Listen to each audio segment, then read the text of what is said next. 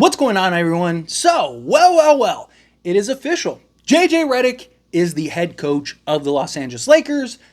I've preached it for like 2 months now, right? I've said over and over and over again from day one, JJ, right? All the noise, all the hype, everything, even before JJ was even really a thought, right? Like, because this whole process, it started with nobody even thought he wanted to be a head coach. Then Charlotte reaches out to him. He talks to Charlotte. He's like, oh, I do want to be a head coach. And then the Lakers were like, oh, what about the Lakers? Right? That's kind of how this all began. And as soon as I saw JJ, I was like, I want him to be the guy. I think he's the best candidate. I understand the lack of experience and the questions, and we're going to dive into that here in a moment. But to me, it was just like all of these guys, just looking at all the coaches and all the landscape, right? Going over it, it's just like all these guys are a gamble. None of these guys are like the standard in which the Lakers are held to. So to me, give me the gamble with the highest payout. And JJ Redick, in my opinion, is that coach with the highest payout. Now, look, we're going to find out in the next year, 2 years. We're going to know if JJ Redick is the right coach and ready.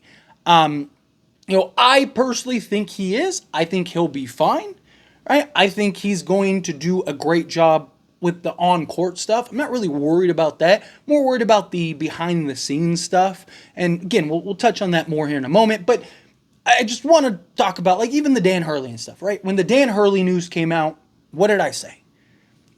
It's smoke, right? It's nonsense. It's not happening. Right? JJ Redick will still be the head coach. And I got torched for it. Right? I made several videos on this channel, AIS, the Lakers show, and people were talking about, oh, you're not a real Laker fan, you're an idiot, right? Because Dan Hurley, and I was like, look at the situation, right? Dan Hurley, it makes no sense for Dan Hurley to leave his situation to go to Lakers. Zero. It just didn't. It didn't add up. It to me, seemed like this is just smoke to distract you from JJ while he goes to the NBA Finals. Literally, the news broke on the morning of the first game of the NBA Finals. Right? I don't think that was coincidence. It could have been, but supposedly the Lakers were talking to him for a month, according to Woj. So if that's the case, then why did this come out literally on the day of the NBA Finals? Well, because JJ Redick is the guy doing the commentary. And what happened? Everyone forgot about JJ Redick for 3 games. And all the attention was on Dan Hurley. And now the Lakers have their get out of jail free card. Right? JJ Redick, he wasn't our first choice. Dan Hurley was our first choice. We tried to get Dan, but he didn't want to come. What do you want us to do? We offered him, he would have been the 6th highest paid coach for an unproven coach. What else were we supposed to do? To me, it was always JJ. It was always JJ Redick. It always made sense. Yes, I know some people look at it as well, you just wanted it, so you're just yes, because I do. I think he was the best candidate. And I think he's going to have the most assists. I could be wrong. He could turn out to be terrible. I don't know. I'm not a fortune teller. I'm not a mind reader. Right? I've been right a lot lately, but it's just looking at the situation. Looking at Dan Hurley, it made 0 sense for him to come and be the Lakers head coach. It makes all the sense in the world for JJ Redick. JJ Redick, he wants to be close to basketball. He wants to be a head coach, right? He doesn't really necessarily want to go through the ranks. And he gets to be the head coach of the Los Angeles Lakers. He's lived in LA. He understands the media. He understands the lifestyle. It's not a culture change for him. Literally, all the reasons I said Dan Hurley would not come to the Lakers all came out, and it was verbatim. It was I reported it. I was like, man, this is word for word what I've been screaming about, change of lifestyle and taxes and all this stuff, right? And again, I'm just a guy. I'm not some insider. I'm just a fan like the rest of us. But again, I just took a step back and went, yeah, that's not happening. It just doesn't make any sense. And you look at JJ, and it's he gets it all. He's dealt with the media. He is in the media space. It would be silly for him not to take it. And then there were all the reports oh, JJ doesn't want the job anymore. He wants stop. This guy's not going to not interview for the job. He'd be an idiot to turn it down. Completely foolish. Right? If he really wants to be a head coach, It makes no sense. And I was like, dude, like, why is he going to go interview again if he really doesn't want the job? And they were saying, oh, he doesn't want the circus. Like, it's the Lakers. Everything's a circus. Everything's a show. Like, how stupid do you think he is? You think he just doesn't know that, like, the Lakers are gonna, like, it's just all so silly to me, right? It was just like all noise, in my opinion. It was like JJ Redick's gonna be the head coach. It's just what's gonna happen. And here we are, right? JJ Redick is the head coach. But let's dive into the basketball side of things. Sorry, I need to kind of vent that stuff out because it's kind of good. It's like, yeah, another win, right? Like, I had to listen to all the noise, and it's like, yes. But anyway, dive into the basketball side of things, right? Because that's what's important. Can JJ Redick handle the actual game side of things? That's my least concern. Again, I could be wrong, but he has shown the ability to properly draw up plays and, simplify it to a, childlike understanding, right? Like, we're all just sitting there like, oh, that's what that is, right? Like, we watch Mind the Game and all of it. Like, even people that are just like, like just casual fans that like don't understand certain play schemes and, calls for things and stuff like that. We're all just like, oh, that's what that is. We're going to the bar, like, do you know what it's great. Like, JJ Redick has shown the ability to do that, to basically simplify these actions down to, its minute point, right? So, not really worried about that. The timeouts, the rotation and stuff like that, right? I mean, I'm sure there'll be like a little bit of a learning curve. I'm not saying he's going to come in and immediately just like, oh yeah, he's going to call timeouts like, timeouts are always discretionary, right? Like, everybody thinks that you should call a timeout at this time or that time or that time or that time, right? So it is always discretionary, but I think he'll do a good job with that regard. The rotation, right? That's going to be a big question. To me, it'll depend on, one, the personnel on this team, and two, kind of what type of sets he's going to try to run, type of offense he's going to implement. The reason I really like JJ, and talked about this, is like using Darvin Ham as an example. I like JJ because he's not set in his ways. I know people are worried about his lack of experience, but I actually think that that's a benefit, right? Because Darvin Ham, he only knew what he knew.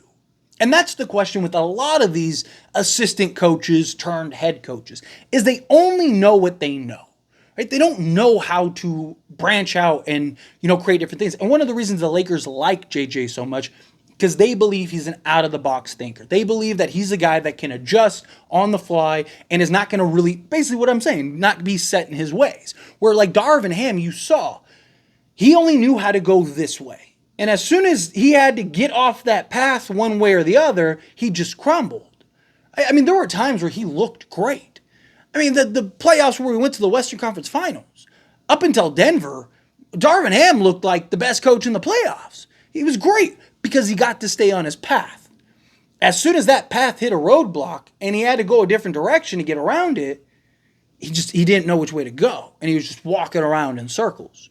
Right? And that's a problem. Where a guy like JJ, who's not set in his ways, I think he'll benefit because he can go down that path. And if it's working, great. If it doesn't, he can go, okay, well, let's go this way. All right, this way isn't working, so let's head back this way. We went too far. Let's a little here. Okay, here we go. Now we're back on the right path. Right? I believe he can make those minor adjustments, minor changes, which is one of the reasons why people like Dan Hurley. Right? Because Dan Hurley, yes, he has an offensive system, but he's also a guy that is really good at changing and adapting and adjusting based on the situation. I think JJ will be that. One of the big problems also with Darvin Ham was his lack of preparation. The Lakers and many didn't believe that he prepared well enough, for his opponents.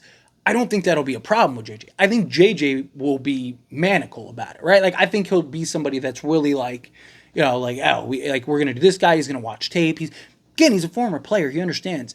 Right? And I know people are worried, like, we're not going to win. None of these coaches guarantee a championship. There wasn't a Phil Jackson out there, right? Like, even Dan Hurley coming in. Like, go look at Dan Hurley's track record, right? It takes him years to get every organization he's been at. It took him years to get to the success because he likes to take his time and build up.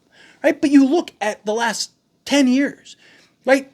Before this last, I don't even think it's been that long. It's been like the last 5-6 years, right? Like, it's like you had this stint where it was like two coaches in the history of the league, like Pat Riley and who was it? Like, I think it was like Westhead or whatever. Like they were like the only two coaches in NBA history that won in their first season. And then in like last, like I said, 8 years, whatever, there've been three of them. It's been Steve Kerr, Tyronn Lue, and Steve Kerr, Tyronn Lue, and Nick Nurse. There we go. That was the other one that was blanking me. Yeah, those three head coaches first year won a championship, right? So it's possible that JJ could do the same and kind of be in that suit. It's possible any one of them could, right? To me, it's more so about the roster, right? Like the players on it need to play and operate and play in the right way. Obviously, the coaching matters, but you also have to have a good enough roster.